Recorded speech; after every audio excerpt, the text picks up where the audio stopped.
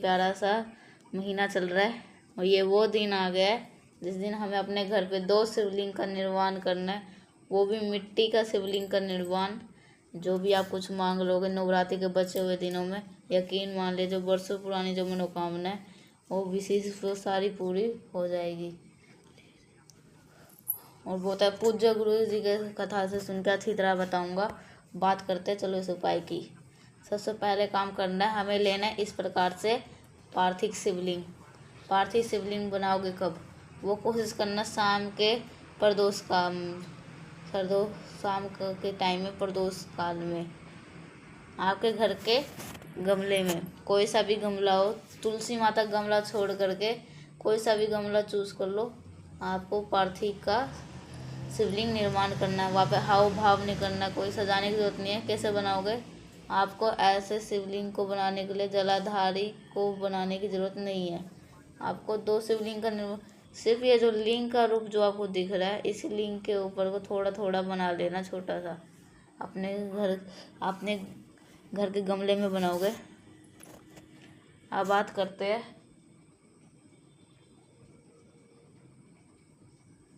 जो 2 चीज़ की ज़रूरत पड़ने वाली है। एक तो नवरात्रि का दिन है, ये वाला लाल फूल मिल जाए। अगर ये वाला लाल फूल नहीं मिल पाता है, कोशिश कर रहे हो, कोई भी लाल फूल आप आसपास ले सकते हो। कितने लाल फूल लोगे?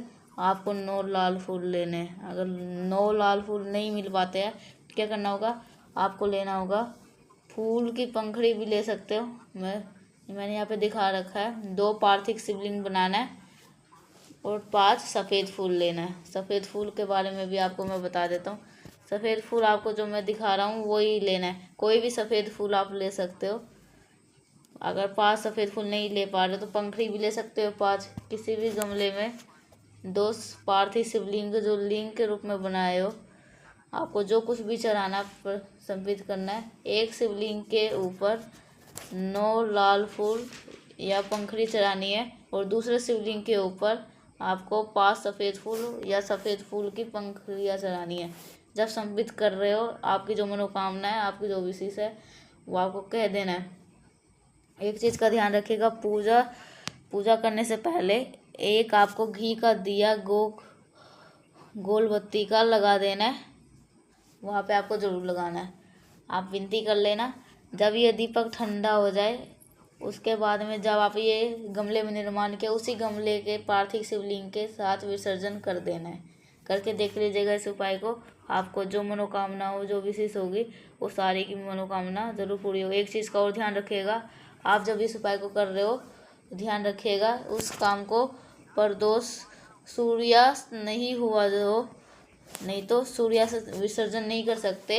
जब सूर्यास्त से पहले आपको ये करना है, विसर्जन करना है।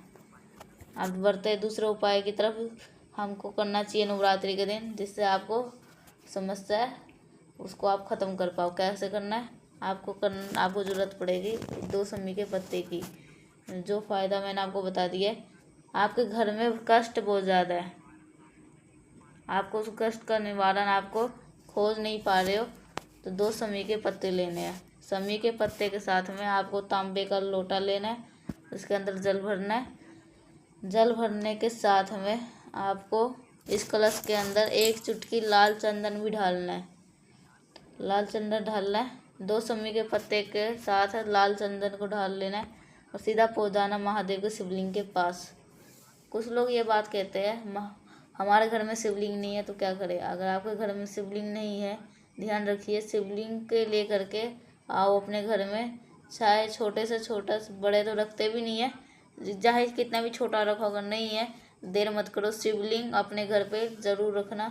इससे हमारे घर के परिवार की रक्षा स्वयं महादेव करते हैं। ये चीज़ का ध्यान रखिएगा। अब देखो, 2 समी के पत्ते ले लेना, या समी का पत्ता नहीं मिले, समी के पत्ते की जगह चावल का दाना आप ले सकते हो।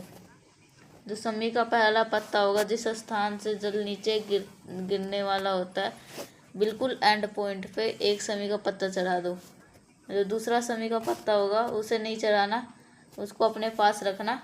यहाँ पे हम क्या करेंगे, 1 लोटा शुद्ध जल लाल चंदन वाला वो महादेव के शिवलिंग के ऊपर चढ़ा देना है। यही जल बहता हुआ जलाधारी से नीचे गिरेगा। इस समय पत्र से थोड़ा से जल को रोक लेना। जल को थोड़ा सा अपने पास रखना है और एक समी का पत्ता एक आपके पास और बचा है, जो आपके पास प्रॉब्लम हो, समस्या, उस समस्या से निकल नहीं पा रहे हो, उस समस्या का ध्यान करते हुए महादेव के शिवलिंग के ऊपर दूसरा समी का पत्ता जल चढ़ा दे वक्त चढ़ा देना। ये जो जल यहाँ पे आपने रोका है, इस जल को उठाना, इसको लेकर आपको सीधा जाना महादेव के शिवलिंग के पास, जिसके पास सारे रूम में छिड़काव करना है। जो आपके घर में कष्ट होती है, वो प्रॉब्लम होती है, वो समस्या होती है, वो समस्या हर समस्या ख़त्म हो जाएगी। करके देखिएगा, भूलना नहीं है किसी को, हर इंसान को इस उपाय को जरूर करने का। 2 उपाय के बाद समझ में आ गया। आगे बढ़ते इस वीडियो की तीसरे उपाय की तरफ, जो कि आपको करना है किससे, शहद के साथ। कैसे करना है, क्या फ़ायदे है, मैं आपको तब बता दूंगा जब आप करोगे वीडियो को लाइक। जिसने भी चैनल को सब्सक्राइब नहीं किया वो करिएगा चैनल को सब्सक्राइब। और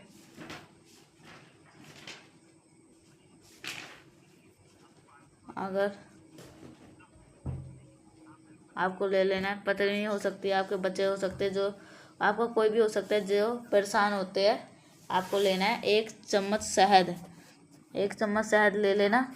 साथ ही साथ आपको 203 चुटकी आपको लाल चंदन, अगर लाल चंदन शुद्ध नहीं है तो मुझे मैसेज कर दीजिएगा।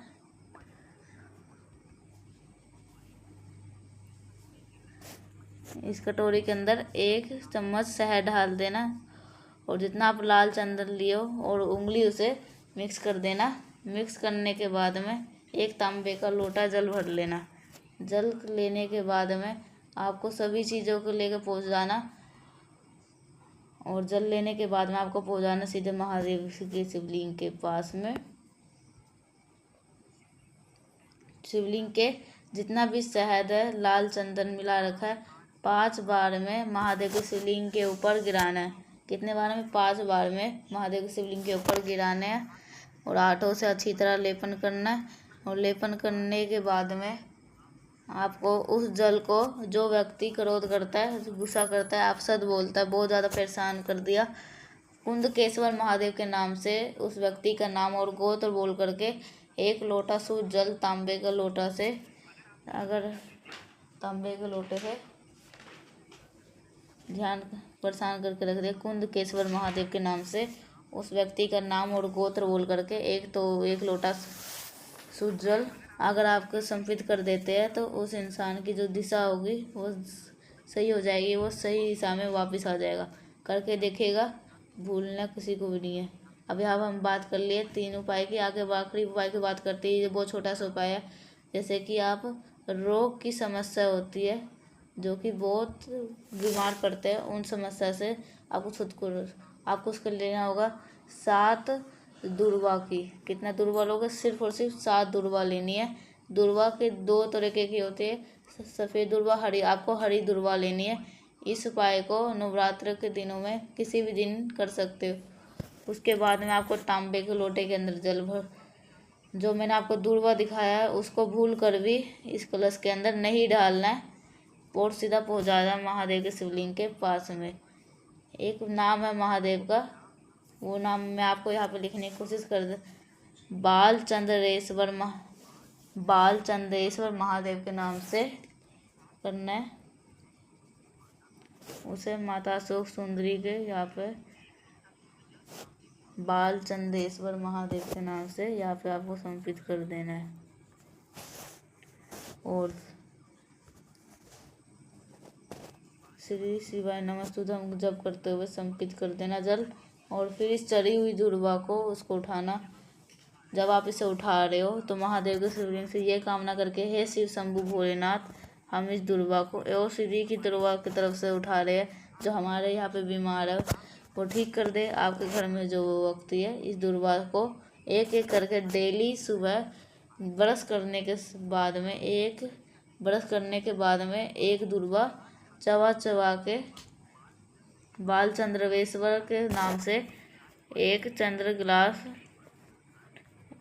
उस इंसान की जो बीमारी होगी वो ख़त्म हो जाएगी। मैंने कोशिश करी आपको बहुत अच्छी तरह से समझाने की। कुछ मन में सब्सक्राइब करिएगा और लाइक ज़रूर करिएगा।